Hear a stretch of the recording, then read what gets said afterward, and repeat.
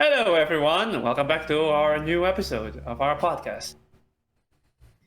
I hope every one of you have a good day, and I I hope all don't. of you. Oh well, I mean, yeah, that sucks to be human. But anyway, I hope that all of you have a good day.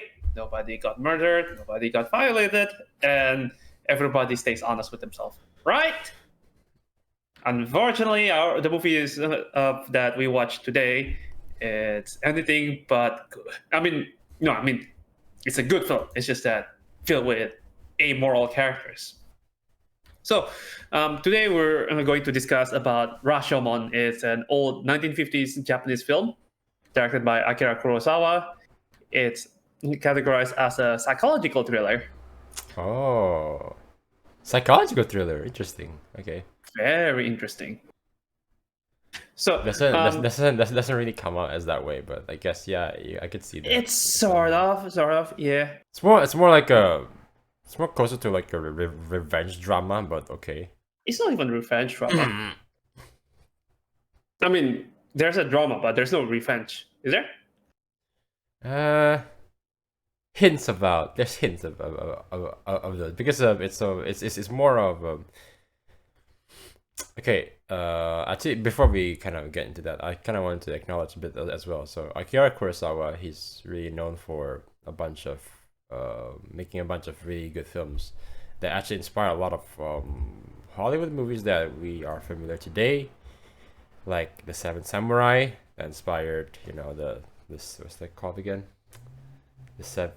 I'm about to say the seven deadly sins, but it's not that.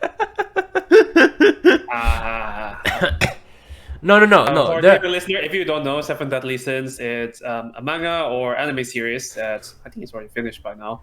That starts strong and then ends. Well, it makes Game of Thrones blush. The movie that I'm referring to is a Western spaghetti, yeah, Western spaghetti,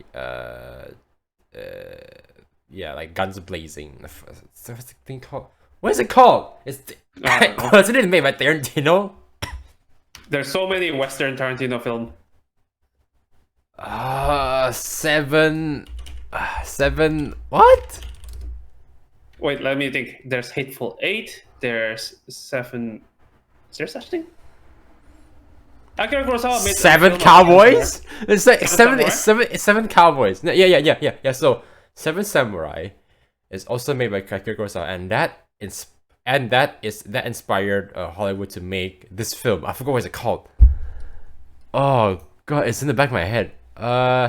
Magnificent Seven. There you go. Yes, Ah, Magnificent Seven. Thank you, Google. Oh god, I feel so embarrassed. Okay, so there's that. right. Then also, I think there's also like a couple of other films as well that he's also really well known to make. Like I've heard this one. Yeah. Oh. He made this film, I think, called Yo Jimbo, which also inspired A Fistful of Dollars. Yeah. Yo Jimbo.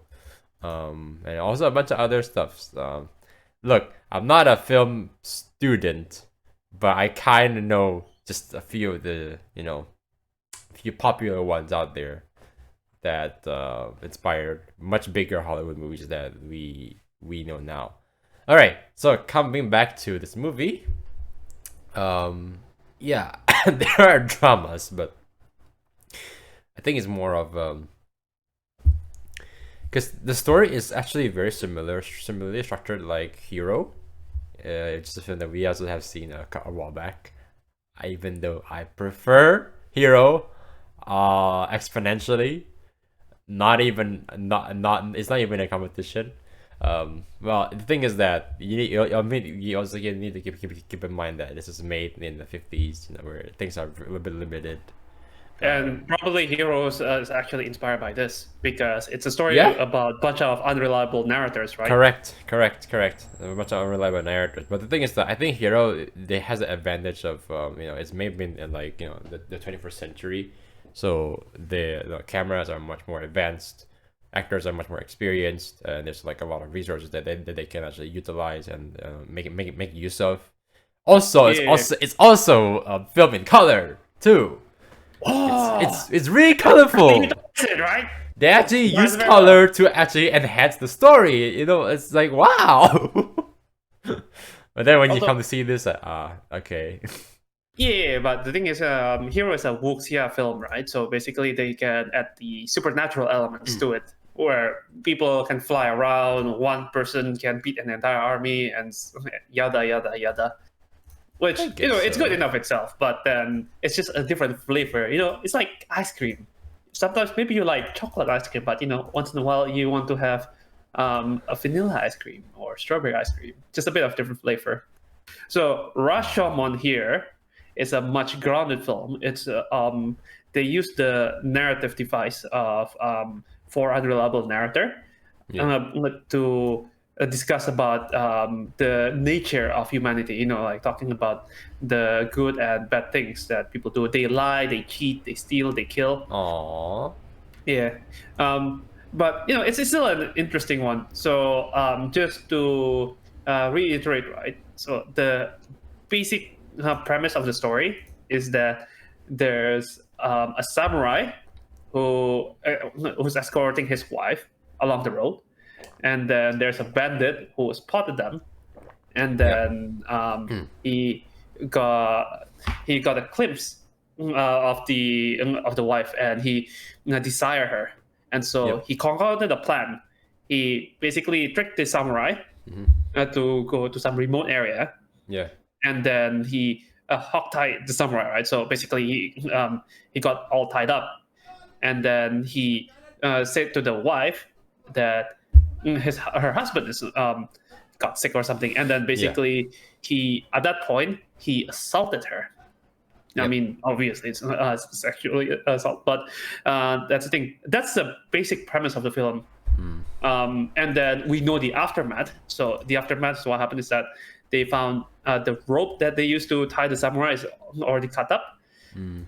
The samurai himself is dead, and then the wife is nowhere to be seen, and Yeah. the bandit he got captured later on. Now, what happened in between that, right? After the assault and the aftermath, now that's where we don't know what's happening. And so we have listened to the testimony of the bandit, That's right. the wife, That's right. the dead samurai. You're probably curious how can that person tell a story. So they use a spirit medium so he can communicate what's actually going on. And later on, right, it's a bit of Technically, there is some supernatural elements in this film. yeah, exactly. There's a minor supernatural element, but then again, it's somewhat low key. It's just basically being used to somehow integrate the dead guy's point of view. Even then, right? Since this movie is full of lies, who knows? Maybe the medium themselves is also a liar. Yeah, the medium herself. Oh yeah. True. Yeah. True. Although I don't know what she has to gain from this. And then also, right, and later on is a minor spoiler. There's actually a supposedly neutral witness who saw the whole thing. Cool. Right. So, what do you like about the film actually? What captivate you? What keep you at the edge of your seat if it even does that? Well, it does captivate me, but it's not as butt clenching experience as watching Everything Everywhere All at Once. Oh. So, butt clenching. But that's the thing though about this film, right? It's just that you have to acknowledge that the kind of storytelling device and framing that they use here is something that inspires many movies later on. So I'm the kind of person who is a history buff, right? Who's interested about the progression of certain things, certain invention, and in this case, this kind of storytelling. So when I first watch it, like, oh, this is interesting, and watch it. It's a bit weird because it's been a while since I watched a black and white film from the 50s, and now watching it again, I just realized, man, if you think about it, right, a lot of filming conventions that they had a long time ago still stands till now. I mean, granted, Yeah. I noticed that pretty. It's there's this old saying of if it's not broken, don't fix it. which actually is the case because there's a lot of filmmaking concepts that they actually use here. So like the traditional like so if you have an actor in the shot and you want to basically convey like a bit more like drama, what happens is you're gonna be shining some light on the side of his face and put like some sort of like a dampener. Basically, it's usually they use like a black sheet of some sort of like a big black sheet just to basically make the other side just like completely black. So there's like this really like really nice contrast for like the actor's like face when you actually see it on screen. I'm actually surprised that they actually do it here like, as well, because like I know that is very prevalent with modern films, but seeing in this old films, like wow, they actually have been doing this for like centuries. Almost a century. Yeah, almost a century. Like wow, that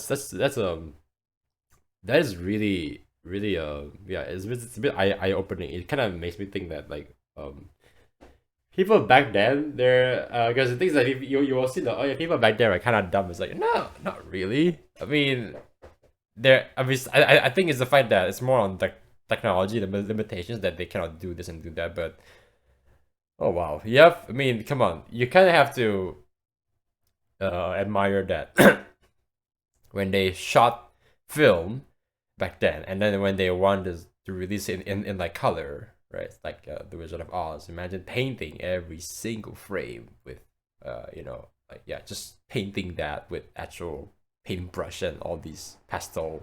Well, not pastel, but yeah, like all these like paint, paints to basically make the scene from black and white to color.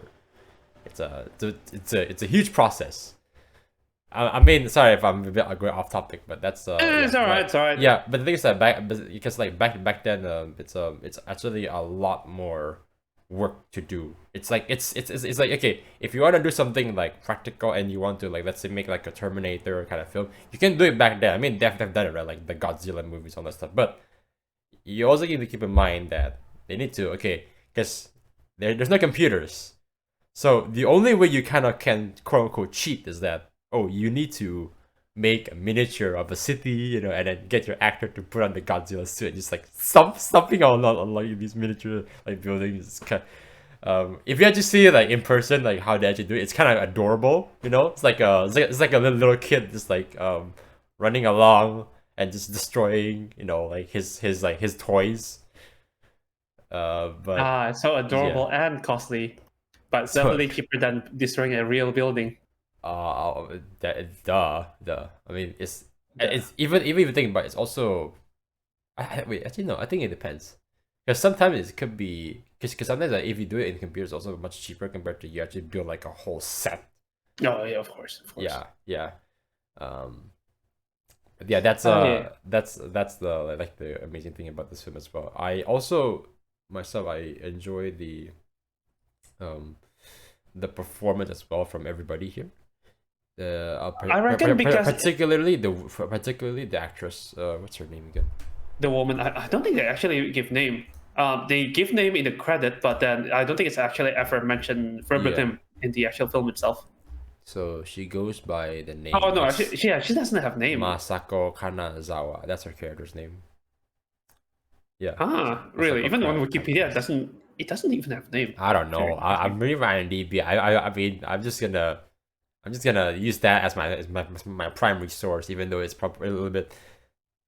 It's somewhat reliable, but I don't care. Masako. Okay, Masako. So, Masako's actress Machiko Kyo, really good. Because, like those scenes right when she's like crying and especially like my favorite one is when she looks at like her husband just like giving her like that disgusting look, and she's like no stop giving me that look, that's so uncomfortable, and then she just you can clearly see that she's emoting everything, like not only from her face but also from like her body, her body language. She's covering her face. he's like pacing by backwards, but then like really hastily, and yeah, it's like such a it's how do you say this? It should come out as too dramatic, but actually not really. If that makes sense, it still kind of fits within within that universe. Yeah, I mean, she just got violated, right? And then, correct. yeah, wait, you're talking from her point of view, right? Yeah, The yeah, retelling. yeah, yeah. Yeah. So basically, she got violated, and then the perpetrator just ran away, right? The bandit. And then she looked for console from her husband, but then her husband looked at her in this how to put this, in this ignorant disgust, I should say. Yeah, yeah. He looks like he's like fed up, you know. Yeah, very fed up, and just like, oh, get this woman away or something. Yeah, and also that's the thing though. I have to argue, right? This film is somewhat old, and so usually with older movies, right, they tend to have slower pacing, and I have to argue that with slower pacing and the camera shots rolling for longer, right? Oh yeah. Performance matters even more than compared to modern film. I actually prefer this kind of technique a little bit more because you actually can get to see, like especially like the choreography like of like the sword fights. That it's like, yo, wow. It's like you can actually tell that they actually have been practicing this, like, you know, it's not stuntmen. It's actually the actors that actually practicing the choreography themselves. Yeah. Well, I mean, it goes for both sword fight, right? So there's one sword fight in the bandits' retelling of the story where they fought honorably, and it kind of feels like this old swashbuckling film. I had The Princess Bride in mind when I saw that scene, just because it's, you know, like, it's fun, even though the basic setup is actually pretty horrifying. But then there's the second fight, right? From the retelling of the woodcutter. So, where they fight really pathetically, just because, you know, like, let's be real, if you've never killed anybody, which I'm sure most of us have, right? What? Anyway, if you like, for these people, of course, it's very stressful just to fight to the death, right? It's either you or this dude over here that must die so you can live. But then it's also horrifying, the fact that you can die or something. Oh, okay. Yeah, but that's the thing, right? That's why the fight is actually way more pathetic. And it is. Honestly, I think it's very refreshing just to see this kind of fight. I know it sounds weird just to say refreshing to see like this kind of pathetic fight. It's actually much more like believable as well. It's like, yeah, I mean, unless if they're actually trained samurais, then yeah, I think they can actually legit fight. You know, like how we see how they fight in the first iteration. But apparently, the second one is probably more convincing. Yeah, I think the first iteration is just, you know, because it's from the bandit's retelling of the story, right? Of course. So basically, he wants to paint himself in a better light. That's why, if you think about it, right, for some weird reason, both the bandit and the samurai, right, when they retell the story, they actually somewhat put the other guy in a better light. Think about it. Yeah, that's a bit, yeah. It's usually putting in the better life for yourself, right? I mean, yes, they do that, but at the same time, they're also putting. It's like they're uplifting each other, you know, unintentionally. If that makes sense. Yeah. I think by uplifting the other, it makes whatever you're trying to tell is much more believable, I guess. Because in the bandit's case, of course, like, he wouldn't want to tell the story that he fight pathetically against the samurai. So if he tells the samurai fights very honorably, and then of course it makes him looks good. And then the samurai on the other hand, right? I have no idea what's actually going on. Because the thing is, we still don't know what actually transpired behind those events, right? All of the narrators are unreliable. I have still, whatever happened between him and his wife, it didn't turn out to be good. So even in his retelling, he actually painted the bandit in a somewhat positive light. When in his story, the bandit seems disgusted when the wife asks him to kill her husband. Yeah. Man, and come to think about it, right? I think it's a very feminist film too, which is Oh very yeah, interesting. Yeah, yes. yeah. It's like showing that feudal Japan sucks for women. Well, feudal. Well, feudal Yeah, everywhere yeah, sucks. yeah. Feudal that's for any woman. Doesn't matter where. Yeah, but like she keep getting the short end of the stick. Although the thing is, yeah. So in her retelling, she basically plays the victim card, but in the woodcutter retelling, which is probably is the most truthful, but even then it's questionable, right? Because he also has motive to lie. She basically instigated the fight, right? Mm. Yeah, just because she got fed up with her husband, and then she actually, she is basically, forgive me for the lack of better term, but then um, somewhat shameless by just offering herself to the bandit. But Oh yeah. then she got fed up with the bandit after the bandit says that he will change to be a better person. So she likes bad boys, I guess. Yeah, but here's the thing. Okay, I'm not slut shaming or anything, but then in that kind of context, of course, it's very weird and paint a very negative light on what she wants and how she doesn't really care about her husband at that point. Mm-hmm. Mm-hmm. Yeah, yeah, yeah. But yeah, it's a very. But other than that, right? I think it's basically it's a very.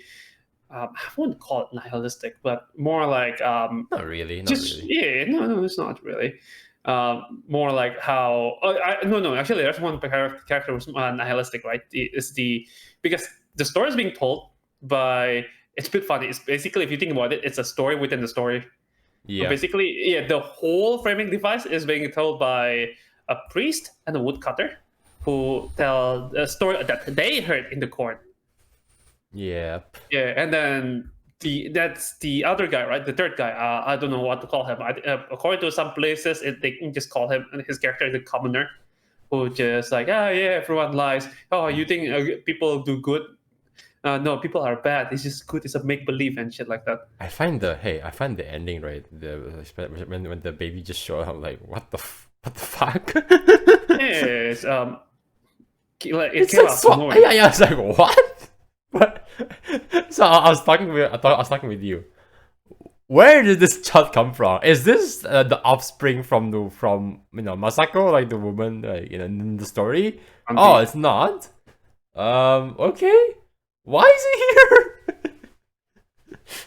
here? Yeah, I think it's just to be honest with you, it's kind of an awkward plot device. It's so Towards the end, awkward. yeah, some of the awkward plot device, but then it's just towards the end. It's just they need to somehow show that there's good in humanity because the woodcutter decided to adopt a child. I think there's a much better way to just like, actually show that, but without shoving in a little baby just to get quick sympathy, if that makes sense. Because Yeah, I think they do that because I think they kind of running out of like ideas on how do you close the film. So they're thinking, okay, all right, let's get a baby. Like come on, oh, all right, yeah. You. Can we borrow your baby for one day? Okay, cool. All right, don't worry, don't worry, Grandma. We're gonna just our actor is gonna be cuddling the baby and just walk off to like the off yeah on in the rain for like a few minutes. Then once we're done with the shot, we're just gonna give you back. Okay, deal. All right, here we go. It kind of comes out like in that way. I don't know. It's like it's a bit out of nowhere. I don't know. Right. One thing that a lot of people don't know is that it's actually based on two short stories combined into one.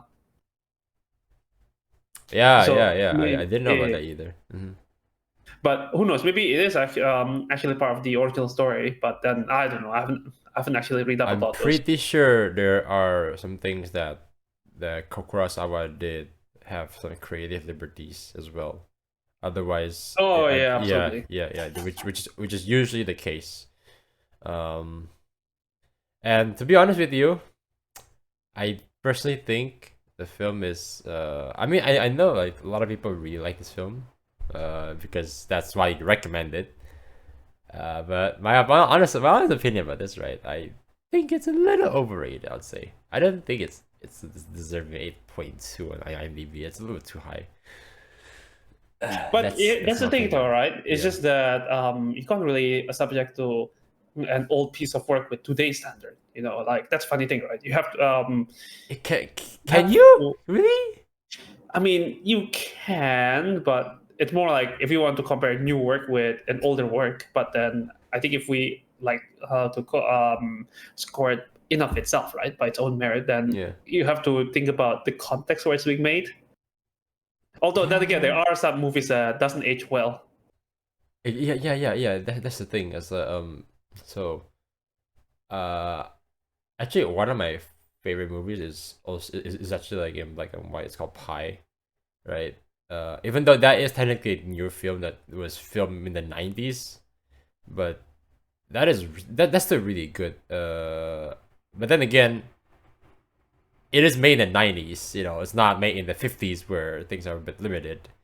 I guess that's why they have like a lot of resource that they can utilize. But then also at the same time, like I don't know, I haven't really seen. Okay, I haven't seen Citizen Kane. I haven't seen what's this the other one? Casablanca, right? And all these like classic films from the that people have been telling me to watch. I haven't got the time to do it. I don't even know where to watch them either. Actually, if you guys can tell me where to watch them, please tell me where to watch them. I think I can find a few of them on like Plex, but we'll see. Um, but yeah, Rashomon. Uh, I think it's also the fact that it's not really my cup of tea as well. Maybe. I'm not saying it's a terrible film. No, it's just that um, it's like yeah. I mean, because I think because the thing is, I have in my what's going on through my mind is I was trying to kind of compare this to Hero, which is a superiorly better film in every way possible. That's not how I remember it. Okay. I'm going to tell you my interpretation of Hero. Oh. Ding, ding, ding, ding, ding, ding. Oh well, so what? We're gonna like invite like another potato in, and then they're gonna tell like a different version of like Hero. Oh, This is yeah. like how this is like my interpretation of like Hero. It's actually about family, Oh, okay. Yeah, basically, it's just like we just put another layer of storytelling in the middle of the whole framing device. Just more layer. If you think about it, right? Films are like onions.